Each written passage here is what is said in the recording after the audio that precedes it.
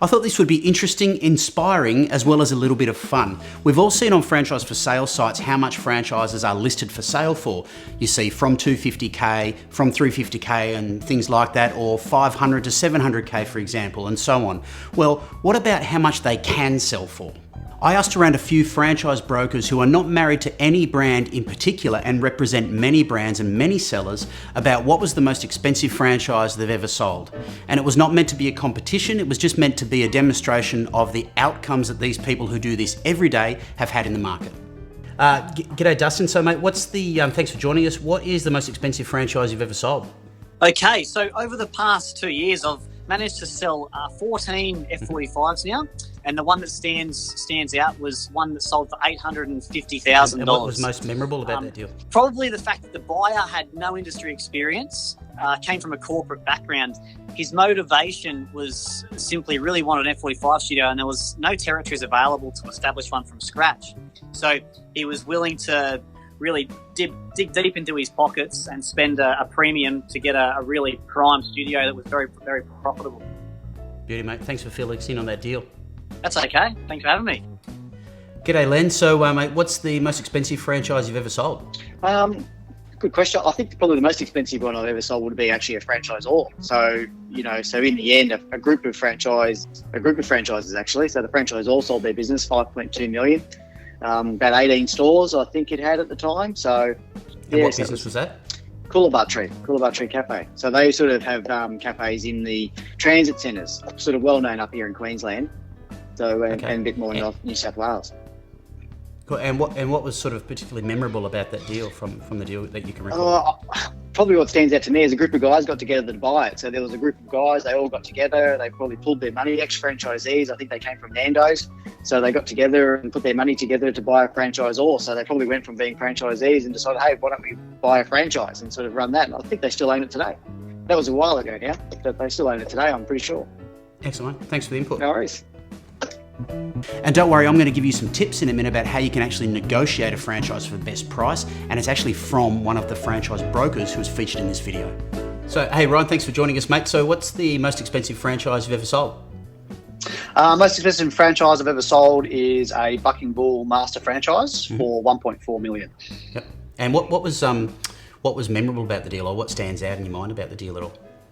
The most memorable part of it was bought by a group of people, but led by one person, and the deal sort of enabled that guy to leave a well-paying job and fulfill his sort of lifetime dream of running a larger business and still being able to support his family and moving ahead out of a different career. Okay, beauty. Thanks, Ryan. Thanks for being part of it. No worries at all. Thanks, Glenn. See ya. G'day, Mark. Thanks for joining us, mate. So what's the most expensive franchise you've ever sold? 850,000, I'd say. Yep. And what brand was that? And that was an Australian Skin Clinics franchise. Yeah. And what was most memorable about that deal that you were talking? It was difficult for a lot of brokers to get their heads around how to sell the business because they have a lot of prepaid liabilities, which is advanced sales. And so once we got an understanding of the model, it became a bit obvious. And so it was a very profitable business, and the owners had been trying to sell it for 12 months, 18 months. But once we understood that model, it was quite a quick sale in the end. And can that be the way for a few brokerages like that, about really getting your head around what the business model is to be able to pitch it to a buyer? Yes, it makes all the difference when you understand the business itself. It makes it a lot easier to sell. Some businesses are quite simple and others are quite complex. Excellent. Beauty, thanks for your input, Mark. No worries at all. Thanks for being part of this, Shweta. What's the most expensive franchise you've ever sold? So we've got, settling in the new year, an Autobahn retail franchise that's gone under contract for just under $1 million. Mm-hmm. And as far as that deal goes, that's a different one that we've had in this in these questions that we've been asking brokers. What's memorable about the deal, or that stands out during the process of pulling it together? This one's been particularly collaborative, as there is the stock that's involved in the sale of the business is all vendor finance, which is quite significant as it would be in a retail franchise.